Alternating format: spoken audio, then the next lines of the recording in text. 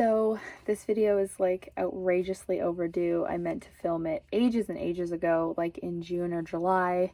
It's now the middle of September, but due to having the most amazing job in the whole world, I unfortunately just don't have a lot of personal time in the summer, and I am perfectly okay with that.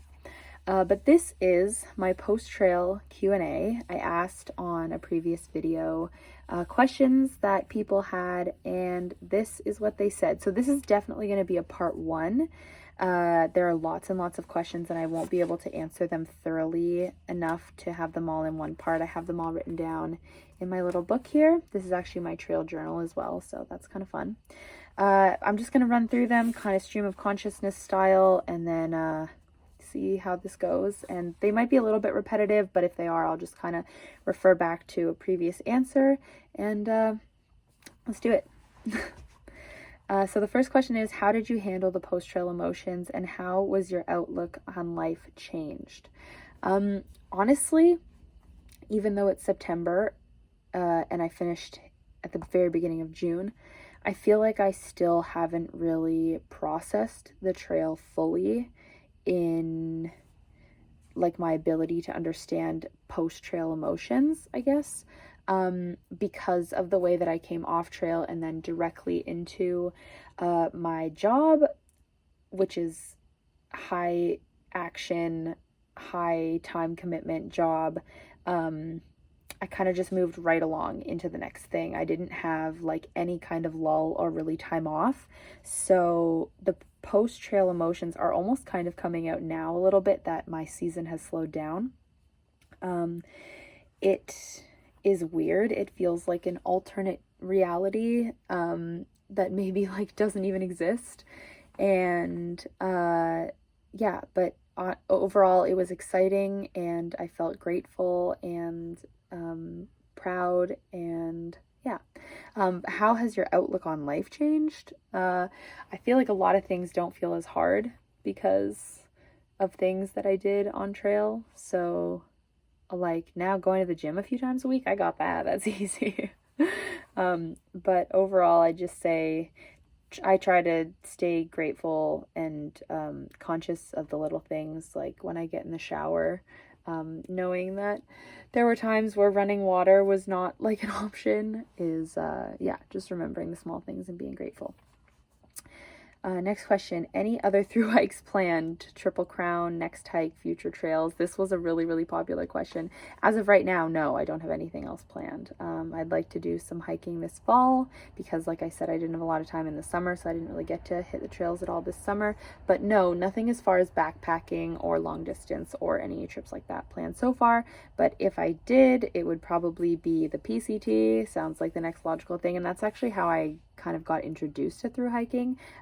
I found the PCT before the AT, and so it looks like a beautiful trail, and I'd love to check it out sometime. Question 3.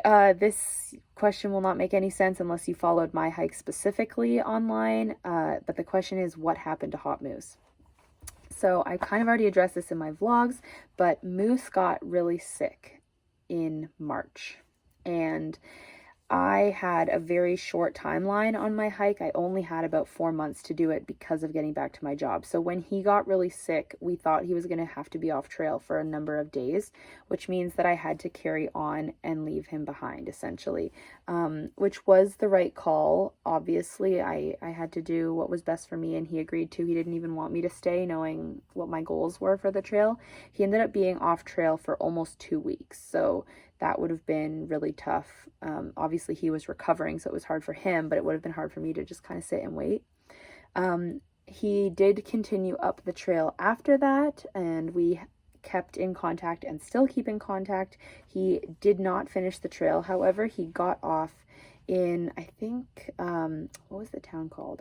It was a town that I didn't go through, so I can't remember what it was, but it was in Maine. So he made it to Maine. He's from Maine. That's his home state. So he's only got about 250 miles left of the trail, which, as far as I know, he intends to complete over the course of the next little while through like weekend trips and stuff. Am I going to continue to vlog is the next question. Short answer, yes, but long answer, not in the way that I did on trail. Not every day or anything like that. I don't nearly have an interesting enough life. But I also, like, this channel has existed since before I started the trail. And I did videos kind of once a week, especially when I was living in BC and hiking almost every weekend. So I'll do stuff like that, but nothing extensive unless I'm on some kind of a trip. Like, this has always kind of been like a vacation-y trip travel type of channel. So like when I travel this winter a little bit, I'll vlog my travels and stuff. I'll vlog hikes, but not any kind of daily stuff. I just have nothing really to talk about. Next question, what worked and what didn't work on trail? So this is kind of gear specific, I guess, and I already went through a lot of that in my gear video, so I'm not really going to touch on this. But yeah, all of my big gear items worked really well. I had some clothing issues here and there, like my pants that I went with, my like joggers, I loved them so much. I wore them way before I started the trail, and they unfortunately like ripped in a whole bunch of places. And then the new pants that I got, I didn't like as much. But frankly, I didn't put a lot of time into finding new pants, and I didn't spend a lot of money on them. So they did the trick. But yeah, if you want to see me talk about my gear more, I have a whole gear video that has already been posted. It's very long, and I talk about every single thing I brought on the trail. Question 6, your favorite animal whisperer moment. I love animals, and so every time we saw animals on trail, I like to stop and kind of talk to them. And if you watched my videos on trail, you'll see a lot of the times me being like, oh, hey buddy, how's it going? Like, I talk to them like they're people. But my favorite animal moment was when Moment and I saw a moose, and I believe that was in New Hampshire. We saw a moose, and it was a calf, a girl, and she had just given birth, or sorry, a cow had just given birth to her calf. So we almost didn't even notice her because she was sitting so quietly and just like hanging out. And then I was like, moment. And then we backed up a little bit, and we were like, why isn't she moving? She's just lying there, not doing anything.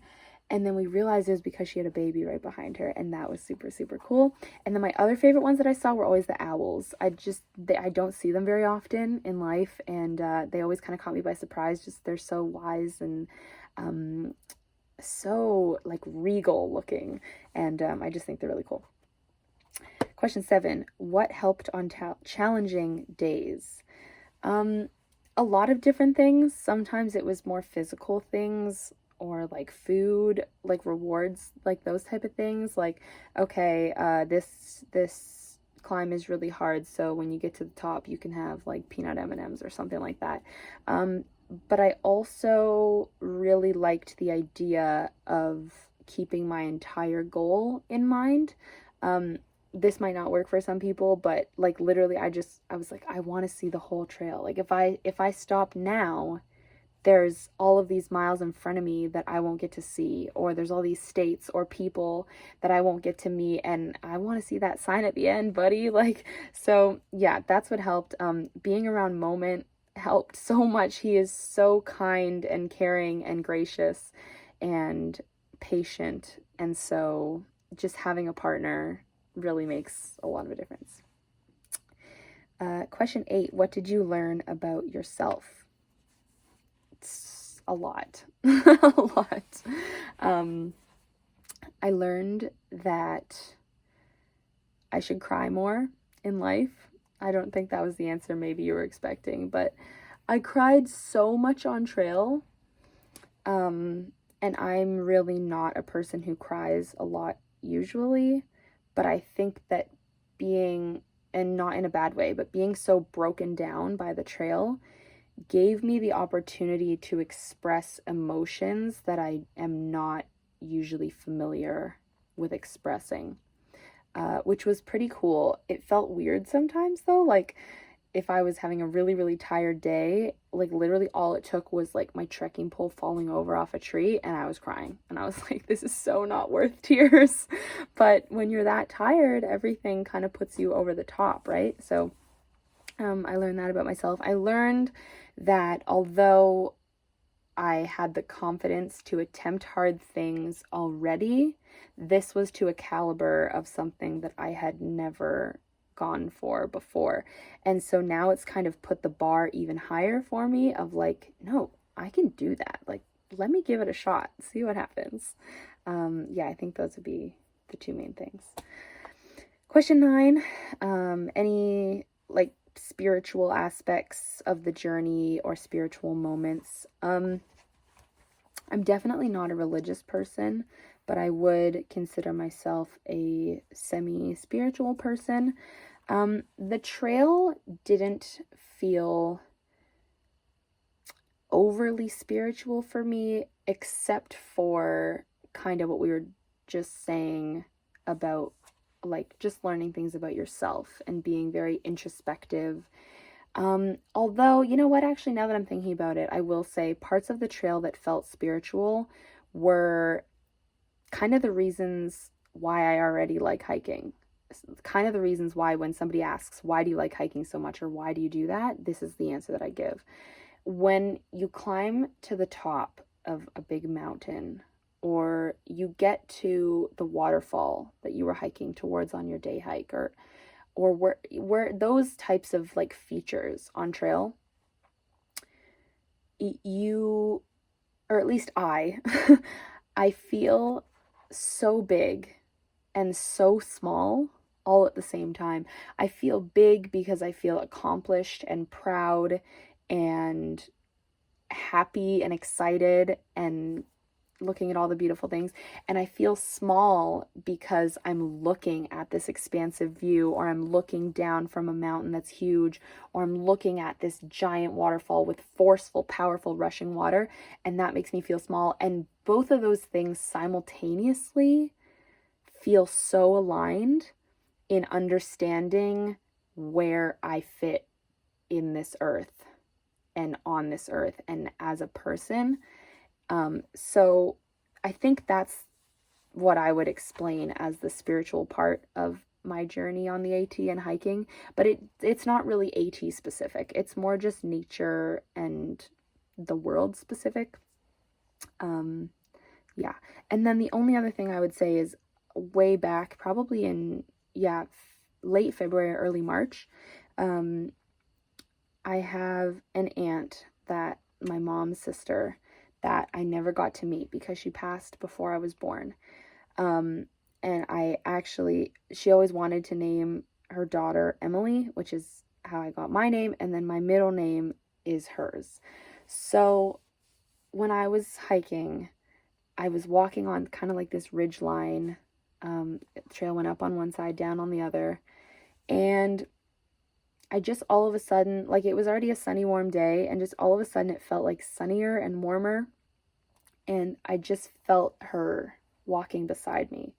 And I've never really felt anything like that, so it was kind of weird and kind of odd, but I just felt her walking beside me, and I just felt like smiley and happy, and I just knew that she was there. And then a little while later, like probably 30 seconds to a minute at most, it wasn't any longer than that, I just kind of felt like I knew that my grandfather is my mom's dad, who's also passed now. I just felt him kind of grab her hand and just say like, okay, she felt you, it's time to come back now. So that was cool. Whether or not you believe in those types of things, it was just a cool experience. And I told my mom and my aunt about it, and they both cried, and it was, yeah. So anyway, that was that. I'm going to answer just one more in this part because I don't want the video to be too long. But question 10 is any pre-trail mental preparation I did, and would I do anything differently looking back? I definitely did some pre-trail mental preparation. Not anything I would say like regimented or maybe as specific as other people would do, but I was really ready to go for it. I was so excited. I had thought about it extensively for quite a while. I knew that it was going to be incredibly difficult, and I had kind of worked through that and what I would do in difficult situations. And most importantly, I think as far as the mental prep thing, I walked through what I would do if I wanted to stop. Because although obviously I wanted to hike all the way and I did end up finishing the whole trail, I thought that it was really important to confront the idea that I would not want to or couldn't. Because I didn't want that to come up on trail and kind of like surprise me and not know what to do about it. So that was the main thing. I kind of walked it through with myself. I said, well, what if you want to quit because you're having a bad day? And I decided that that was not a good enough reason. So basically, having a bad day was never going to do it for me. Like raining was never going to do it.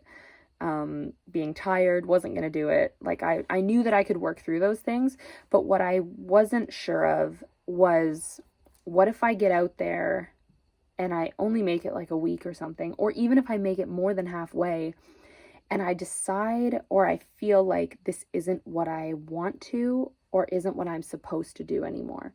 That was kind of the only thing that I could see taking me off trail.